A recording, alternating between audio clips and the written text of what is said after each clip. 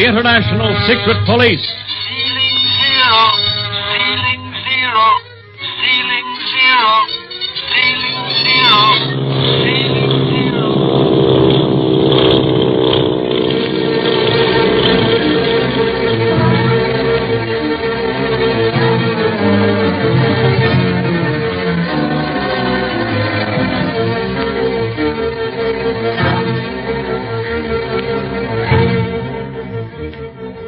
In the last episode, you remember, Speed, Clint, and Barney arrived at Honolulu under assumed names and disguises. That same day, Speed rescued little Jean Kingsley from drowning at Waikiki Beach, and through his heroism, the boys became acquainted with Marcia Winfield, her governess.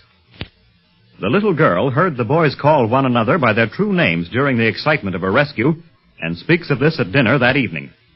They deny it, of course, since utmost secrecy must surround their real reason for making the Clipper trip. The capture of the criminal, the octopus. Clint figures that they will leave the islands in the morning, however, and thus escape the danger of being identified as members of the International Secret Police. But a note is brought to the table where they are dining with Miss Winfield and Jean. It is signed by the octopus and warns them to turn back before it is too late. Marcia takes this as a personal warning, saying that the criminal has brought tragedy into her life and that she is taking Jean to her father in China in the morning on the clipper ship. She begs their protection for the duration of the trip, and the boys promise it, though it may complicate matters even more. Just now, we find Jean and Speed on the veranda of the Royal Hawaiian Hotel that same evening. The water looks like diamonds sparkling in the moonlight, doesn't it? Earl, I'm talking to you.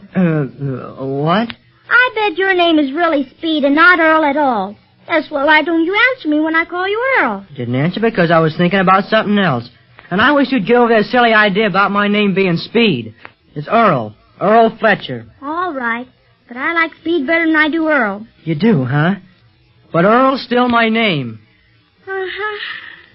And the water still looks like diamonds sparkling in the moonlight, doesn't it? No, just looks like a lot of water to me.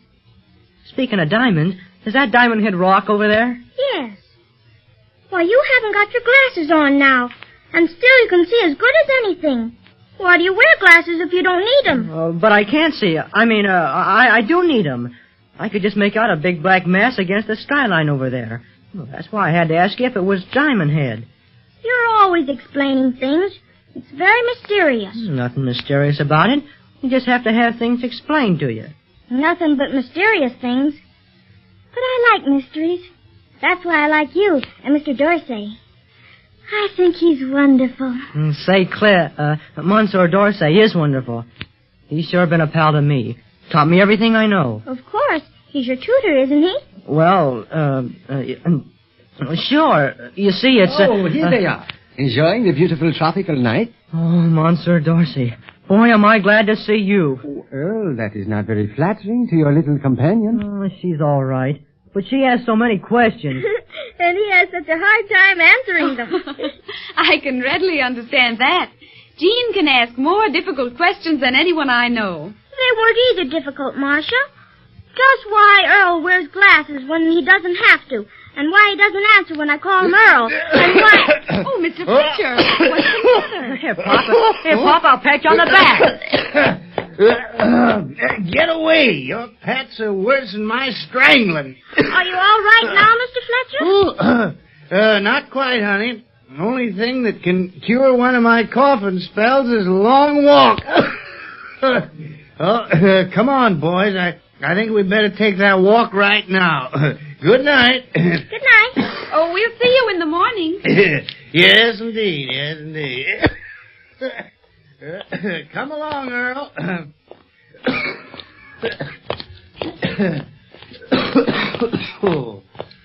Phew. That coughing spell of yours sure got us out of a tight pinch, Barney. Sure was lucky you swallowed wrong. Swallowed wrong? Wait a minute. I was using my brains, kid. Brains that Clint thinks I haven't got. Oh, quit boasting. Let's head for the telegraph office. I must send a cable to the chief. About the jewel smuggler being aboard the plane? Yeah, this is the first time that we're completely unobserved. Now's our chance to really get down to business. Are you going to wire Chief Riley direct, Clint? Not exactly, Speed. His name, address, and, of course, the message will all be in code. Yeah, I know the business. Instead of cabling Chief Riley, International Secret Police, International Building, New York, we send it to Fifi's Hat Box, 5th Avenue. Fifi's Hat Box? Yes, we're using a millinery store as a front. Something to tie in with my French disguise. You see, Fifi is supposedly my sweetheart, to whom I send letters and cables telling of my undying devotion. But really, you're talking about smugglers and adventures. Hot dog! And so Chief Riley's Fifi. Can't you just picture the chief making a hat? Oh, here, quiet. Even though the street is practically deserted, you don't have to shout everything, you know. Oh, we're safe enough. By the way, you going to tell the chief about Miss Winfield and Jean over here in us call one another by our right names? No, after all, they may have completely believed our explanation. Miss Winfield, maybe, but not that Jean. She's got a memory like an elephant. Well, at least they won't be able to give us away until we reach Hong Kong, if we're going to protect them from the octopus on the rest of the trip. Don't kid yourself, buddy. From the way this trip has begun, anything can happen. But right now, let's get this cable off to the chief, huh? Speaking of our secret code, Clint, have you got the key to the code written out so as I can memorize it like the chief told me? Yes, I have, Speed. And the chief was more than right when he told you to memorize the key, so that you can decipher any of our messages to and from him without referring to the paper. I'll say so. There'll be many a time when you won't have a chance to look up the messages from the code key. I know. I would have memorized the key long before we left Alameda, if I'd known I was going to really be one of the secret police.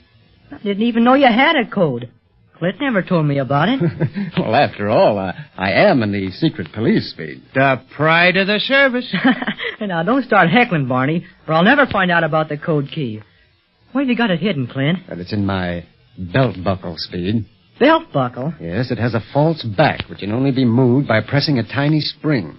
It's such a complicated thing that it makes a very safe hiding place. Why, the cleverest man would never dream that it was anything more than an ordinary belt buckle. Gee, no.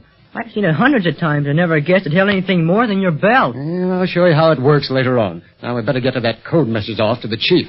And after that? And we'll go back to the hotel and get some sleep. I don't know how you all feel, but I need plenty of shut-eye. Me too. Oh, we'll sleep if Barney doesn't keep us awake with his snoring. Me snore? What's the idea of always blaming me for such things? I never snored in my life. Snorted. I ought to know.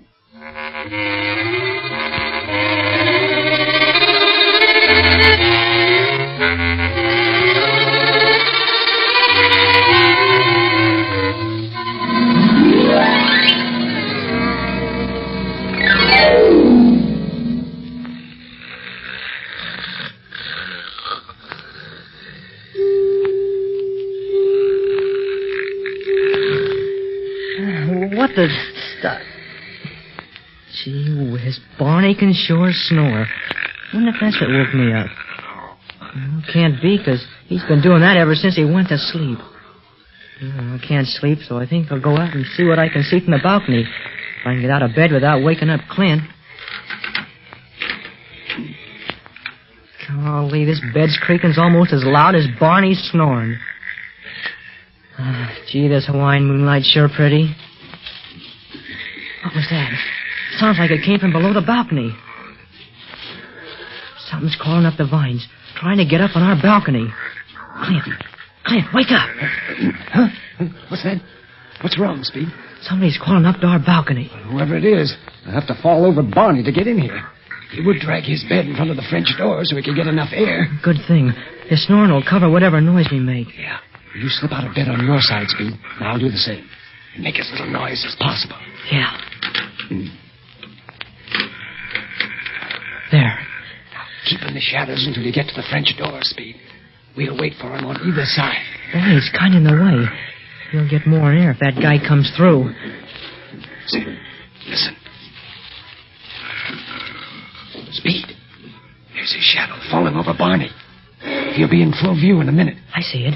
He'll be inside before we can reach the French doors, Clint. Yeah, maybe, but we still have the odds on our side. He's in light and we're in shadow. He won't be able to see us until he's clear out of the moonlight. Look, there he is. Yeah, keep down, Speed. And one thing more. If he has a gun, stay out of it entirely. Drop to the floor and lead him to me. Oh, Clint. Orders? Yes, sir. Oh, gee. Oh, Barney doesn't pick this time to wake up. Our visitor hopes so, too. Oh, look. Look, he's frozen in his tracks. Oh, what's Barney saying? He's talking in his sleep. Look, the man on the balcony's coming closer. He wants to hear what he's saying, too. Wait, the man's pulled a gun. Now, listen, you stay out of this, Speed. I'm going to crawl along the floor so I'll be near Barney if this fella tries any rough stuff. I'm coming, too. You are not. I got to, Clint. Barney needs help. All right, then come on, but stay close to the floor. Oh, Marcia, you've got beautiful eyes. Oh, but I gotta be true to Fifi. Fifi, Marcia, hey.